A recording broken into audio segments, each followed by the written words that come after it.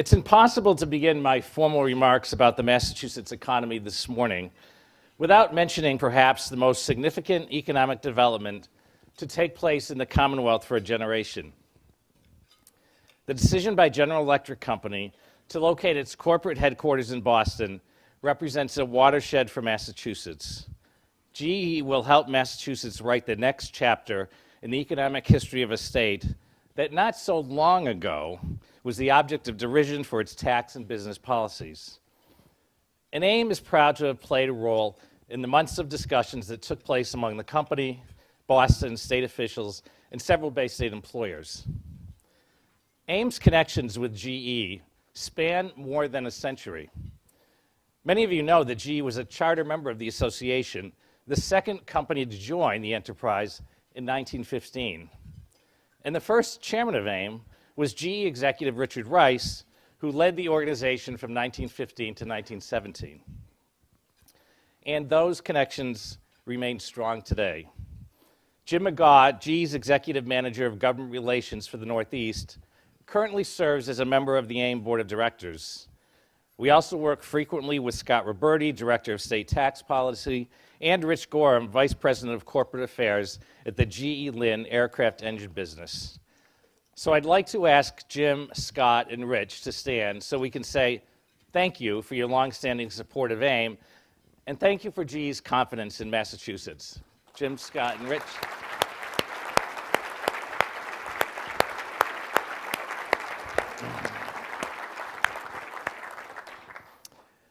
The GE decision is one of many reasons that it's good to be in Massachusetts at the dawn of 2016. And here are some others. First, the Commonwealth is likely to approach full employment this year. Second, Massachusetts employers added almost 68,000 jobs during the first 11 months of 2015. Third, economic output grew 25% faster than the nation as a whole, and per capita personal income remains the second highest in the United States, 28% of the national average. Fourth, AIM's widely followed business confidence index remains solidly optimistic despite a marked slowdown in foreign export markets. Fifth, Massachusetts posted a record-breaking year for venture capital funding in 2015 with $7.4 billion invested across 531 deals. And lastly, Bloomberg just named Massachusetts the most innovative state in the nation. But okay, so not everything is all rosy. China is in financial chaos, and Massachusetts faces a potential $1 billion budget gap for the next fiscal year, although I'm confident that my good friend Kristen will be solving that challenge in the next couple of weeks. But let's face it, if the Red Sox have had the kind of record this coming season, which our state has had, we can round up the duck boats. In the longer term, the Massachusetts national and global economies are being driven by profound changes to the manner in which people work, live, earn their livings, and create prosperity. The most important of these changes is this. Economic development and economic opportunity are becoming increasingly concentrated in a select group of urban areas around the globe. The good news is that we stand this morning in the middle of one of those innovation-fueled economic growth areas. Greater Boston maintains the 9th highest gross domestic product of any urban area in the country. It is an output fueled by the region's status as the world center of biomedical research and a similarly strong presence in sectors such as information technology, software, and advanced manufacturing. The number of construction cranes that dot the skyline in Greater Boston these days is truly breathtaking. Blink your eyes, and it seems another research center or high-rise condominium has appeared in Kendall Square in Cambridge or in the Boston Seaport District. 12 acres of Seaport Square sold in October for $359 million, eclipsing the record price for a similar piece of land that had just been set in August.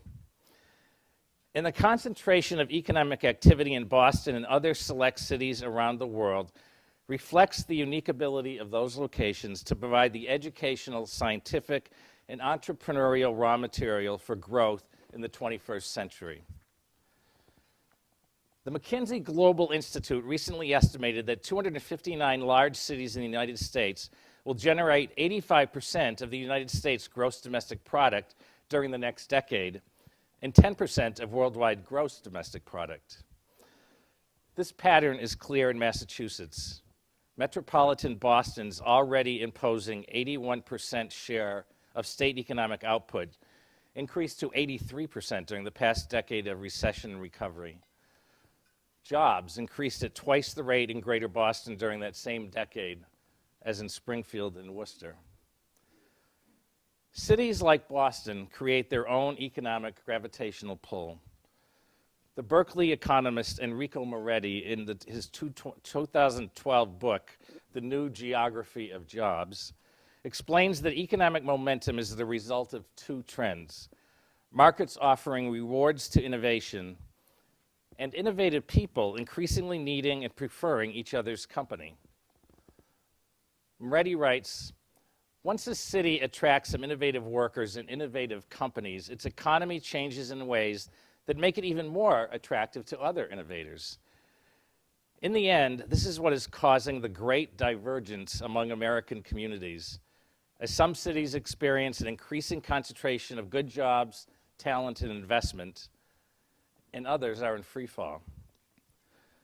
One vivid example of the multiplier effect of innovation is found just a mile down the road from here at AstraZeneca's new Gatehouse Park Biohub in Waltham. AstraZeneca has thrown open the doors of scientific discovery. The company is providing lab space to 9 early-stage biopharmaceutical companies, creating a research hothouse where more than 700 scientists now work and sometimes collaborate on drug discovery. So let's take a look. AstraZeneca has 3 biohubs. Each one is a little unique, but each one's growing and I think thriving. I think the open biohub concept is a very interesting one. It's actually an incredibly energizing, vibrant environment. We've cited our facility here to have proximity to the greater Boston metropolis, which is obviously, I would argue, the world's epicenter for biomedical research. We started our biohub concept in 2014. Now we have about 700 people here on site, and we have 9 companies now here working with us alongside us. I think it's a bold choice that AstraZeneca leadership has taken. I think in the old days, large companies like ours tended to be more secretive. I think the realization is that there's obviously a lot more science happens outside of our organization than there is within. And it's to our mutual advantage, I think, if we were able to tap into that in an effective way. Morphic Rock is a traditional biotech drug discovery company. What we're excited about is being able to make a difference in reducing human suffering for patients. And you need a lot of unique perspectives. You need people challenging you. You need ideas.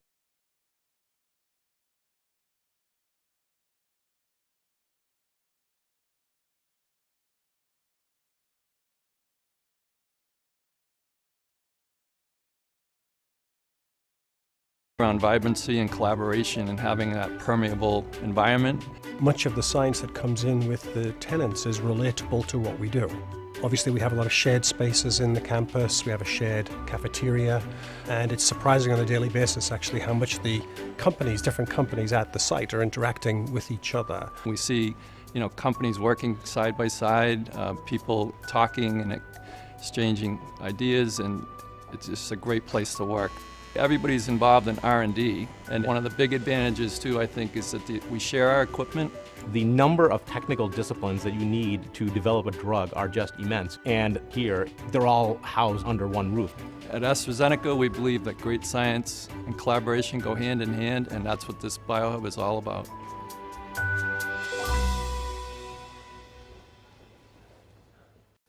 Please join me in acknowledging 3 key players in the Biohub project: Steve Falwell, Vice President and Head of Oncology Research at AstraZeneca, Ken Sutton, Director of Facilities Management for AstraZeneca, and Dr. Praveen Tipernini, CEO of Morphic Rock Therapeutic. Want to stand up, gentlemen?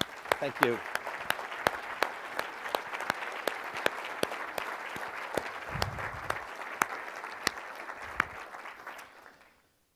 The coalescing of economic activity in and around the Boston-Cambridge technology belt raises two fundamental issues for Massachusetts.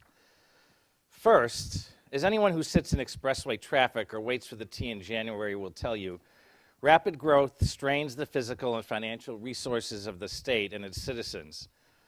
Or just talk to young people trying to afford housing close to their jobs in a city where the Alston-Brighton triple-decker in which Ted Williams once lived now sells for more than $1 million, with units that rent at more than $2,000 per month. And second, and most important, what happens to the economy outside Boston? How do we, as a Commonwealth, address the widening imbalance between the economically thriving eds and meds economy of Greater Boston and the more traditional economy that dominates the state from Route 495 to Berkshire County? As someone who grew up in the Berkshires, which is again preparing to lose one of its largest employers, I can tell you that the issue of economic imbalance is a real one. As the Boston Globe noted in an article last year, the divide between the economic fortunes of eastern and western Massachusetts is only growing. But it didn't happen overnight, and it has vexed various governors who have tried to fix it. All of these long-term factors color AIM's blueprint for the next century, the long-term economic strategy for the Commonwealth we developed last year as part of our centennial. The blueprint makes 4 primary recommendations to create economic growth and opportunity. First, government and business must develop the best system in the world for educating and training workers with skills to allow Massachusetts companies to succeed in a rapidly changing global economy.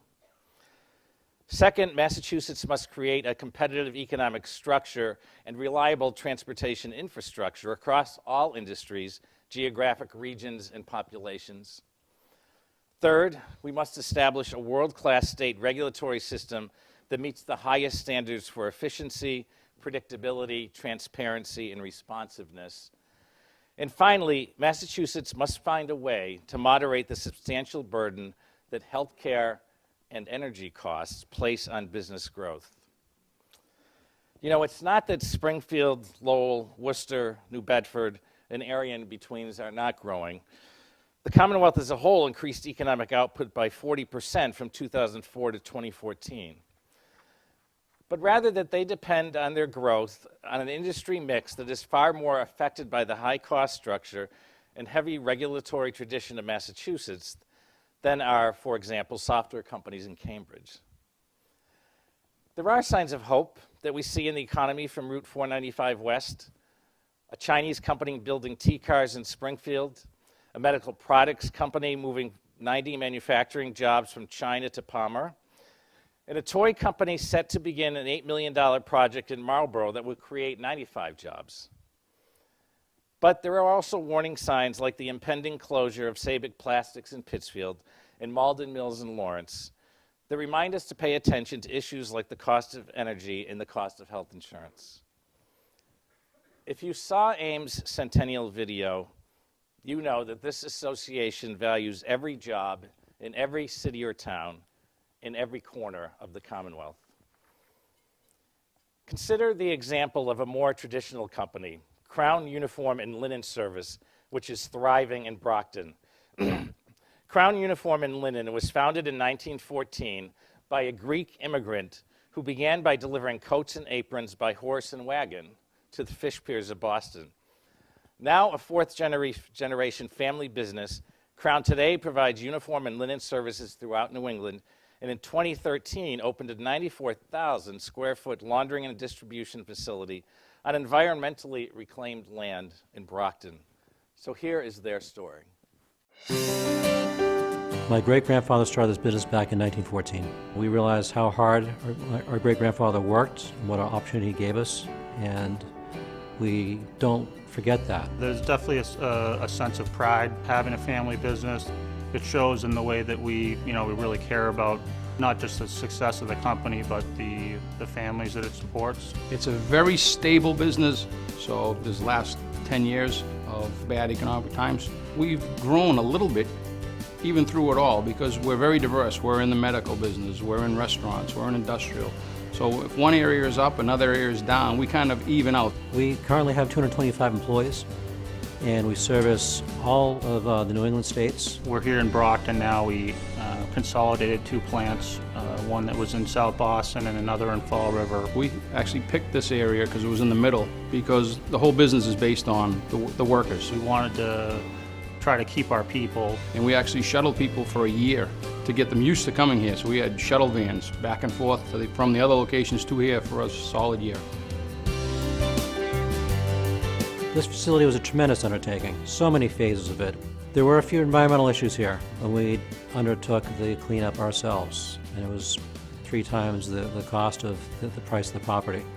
But we did it right, and we're very proud of what we've accomplished here. One of the cool things that we have is a rainwater collection system. So, whenever it rains, we're emptying that water into a cistern. Just by its nature, this industry is a green industry because we reuse everything. We treat all our wastewater. All our lights in our plant are controlled by ambient light from outside. I started here at the bottom, and you can work your way all the way to the top. We found this state to be very friendly, and this community to be very friendly to do business in.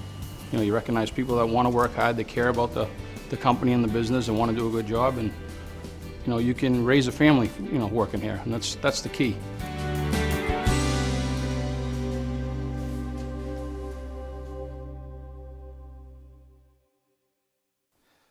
Please welcome Plato Spilios and George Spilios to this morning's executive forum. Please.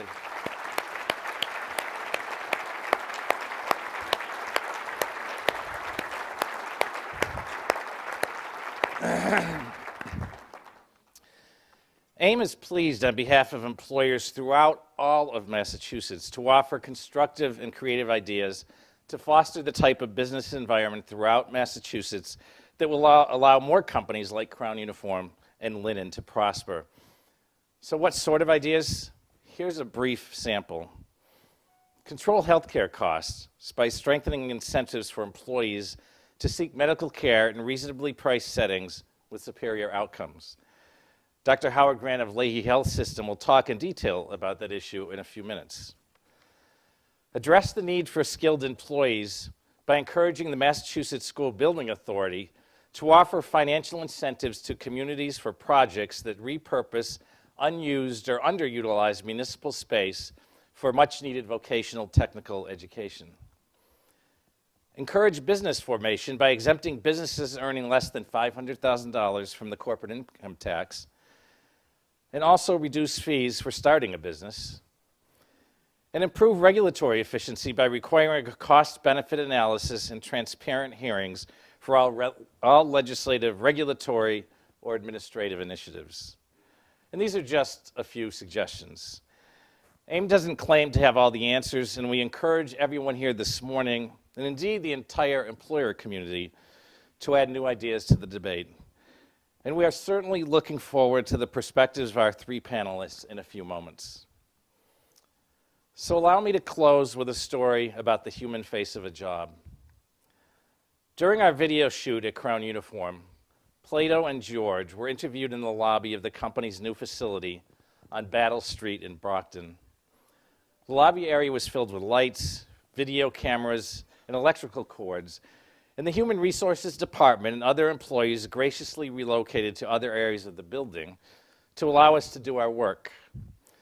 We spent 90 minutes in the lobby, and during that time, no fewer than a dozen people walked in the front door looking for employment applications. They were a cross-section of the hopes of an increasingly diverse population in Brockton. A father carrying a toddler, an older woman and her adult daughter, and a mother looking to support a family. Few spoke English as a first language. They were immigrants from Cape Verde and South America. They drove cars, they took the bus, a few walked. None had any idea that the 2 polite men who met them at the door and made sure that they had a comfortable place to fill out an application were the chief executives of the company. But they did know that Crown Uniform is a solid place to work with good pay and benefits. They could have taken the applications home to fill out and return another day, but most instead remained to ensure that their names were considered as soon as possible. A good job is more than just a paycheck. A good job fosters independence and discipline and contributes to the health of a community. A good job is a means to provide for the health and welfare of a family, to own a home, and save for retirement. A good job provides a unique barometer of personal dignity and accomplishment. All labor that uplifts humanity, said Martin Luther King, whose birthday we celebrate next week, has dignity and importance and should be undertaken with painstaking excellence. Let me close by challenging all of us in this room to always remember the faces of those job seekers as we go about the important work of helping employers expand opportunity in every corner of Massachusetts. Thank you.